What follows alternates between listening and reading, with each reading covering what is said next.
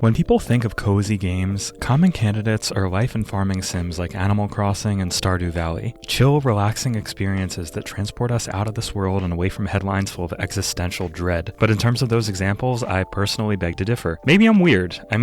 Not maybe, I am weird, but my internal drive to optimize my daily turnip output in Animal Crossing or run around my island harvesting as efficiently as possible becomes an oddly stressful task for me, even when the vibes are good. For a game to feel what I'd call cozy, it needs to be relaxing, demanding little in terms of dexterity or strategy, and offering a chill tone and maybe a charming story to follow. Basically, it needs to be the original Coffee Talk. Coffee Talk checked all the boxes for me in this regard. You're the owner of an unusual Seattle-based coffee shop called Coffee Talk that's only open late at night, with no free Wi-Fi or pumpkin spice lattes in sight. Instead, patrons come to you for conversation and warm, handcrafted drinks made with care and a sense for what that person is in the mood for. Practically speaking, it's a visual novel where you occasionally fill a drink order by choosing 3 ingredients to put in, and maybe add some custom latte art with a swivel of a joystick and gentle pull of a trigger. It's all very low stakes, at least in the original game. Mess a drink up and the patron may act confused for a moment and get back to the conversation at hand.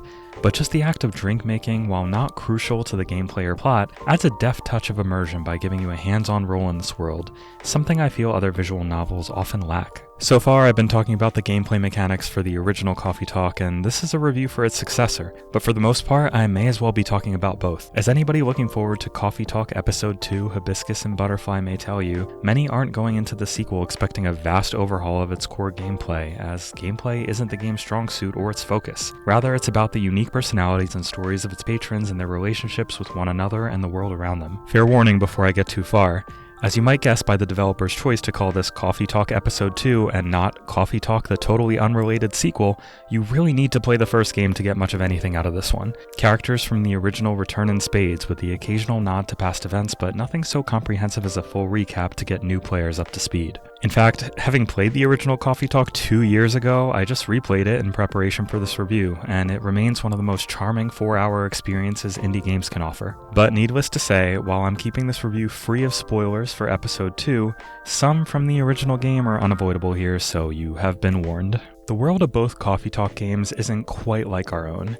Instead, it's a unique take on magical realism, with most patrons being a different species of mythical creature. This conceit isn't here just for window dressing, but as a core component of the game's storytelling. The original game dealt with familial tension between a succubus and her elf fiancé, whose family he had to disown for them to be together due to their xenophobic traditions. It also dealt with a werewolf looking for the perfect drink to calm his monthly fury, an alien learning to understand earthling communication, and even a regular human trying to write her debut novel. Both games predominantly take place over a couple weeks, with new and returning faces coming in and out, and most stories developing in ways that can be thought-provoking, heartwarming, and sometimes pretty funny. Episode 2 is a bit longer and more dynamic now though. A single playthrough took me about 5.5 hours, and while making drinks works the same as always, albeit with a couple of new ingredients alluded to in the game's subtitle, the stakes to get them right are a bit higher, with some story arcs changing depending on drinks served or items given. This means you'll have to play through more than once to see everything, and with over double the Steam achievements of the original, completionists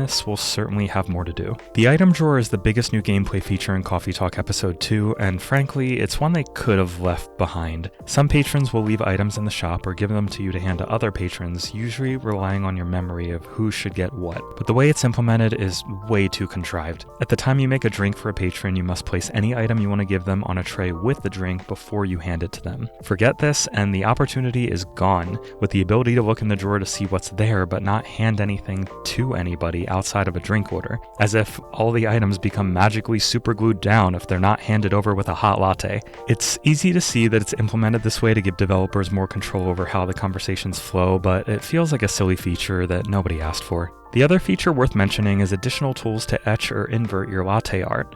Obviously your mileage may vary here depending how creative you are, because this doesn't really impact the game, but I had some fun here and there making my objectively atrocious latte art slightly less, abstract with these additional tools. The in-game social network, dubbed 𝐤𝐨𝐬𝐿, also offers some new stories section with the additional lore that felt a little light but still appreciated. Coffee Talk's writing is definitely still its strong suit. Even characters who initially come off as annoying or abrasive are easy to warm to as they let their guard down and share some of their stories. There's not much more to say about Episode 2's story other than to expect plenty of your favorite characters to return with new problems and story arcs, as well as easily likable new ones who you'll grow fond of before long. There is a minor issue that was also in the original game. Sometimes I would be completely baffled as to why I got a drink order wrong, seemingly following a patron's directions to the letter and still getting a lukewarm response. At one point, a customer asked me for a very sweet drink. I gave him the sweetest one possible with the sweetness bar on the ingredient screen filled all the way up. And yet, upon tasting, he said, "Not bad, but it could have been a bit more sweet." Seems like he just wanted to drink the jar of honey straight up, and hey, no judgment here, dude, but be clear about your needs. Other characters would order obscure drinks that I'd end up doing a Google search for off to the side here and there. And while some may appreciate this sort of additional difficulty, I found it a bit grating given the game's emphasis on a laid-back vibe. I kinda wish it would just keep the drink making a little more easy breezy and leave the tricky orders for the included endless challenge mode, which has you making drink after drink without any of the story bits in between. As it stands though, this mode isn't very good. It's buggy and the challenge level is all over the place. The first dozen or so drinks were extremely straightforward and obviously shoehorned into the 3-ingredient template. After all, how many people have ever gone to a cafe and said, "Can I get a tea with lemon and lemon, please?" But then more obscure drinks popped up and the game wouldn't let me open my handy recipe book, which seems like a bug. Equally buggy was my inability to reset the ingredients I chose with the controller and needing to switch to keyboard and mouse for that instead. I didn't find this challenge mode to be very fun at all, so I'm probably not going to return to it. Presentation-wise, if you played the original Coffee Talk, you know exactly what to expect here. Gorgeous pixel art, expressive characters, lovely looking drinks that look even lovelier in episode 2, and chill lo-fi music in the background that does an amazing job of setting the tone along with the constant drizzle of rain and sounds of beeping machinery or steaming milk. Steam Deck support is also near perfect, even if the sound tends to crackle oddly here and there, especially upon starting up a session. Coffee Talk's second episode doesn't reinvent the wheel, and it didn't need to. Its attempts at a slightly more dynamic storyline are welcome, even if the new item fetching mechanic is less so. Really though, as a fan of the original, all I wanted was to spend more time in this world and with these characters, and that's exactly what I got. Once again, Seattle's fictional late-night coffee shop is a welcoming place worth spending your evenings in.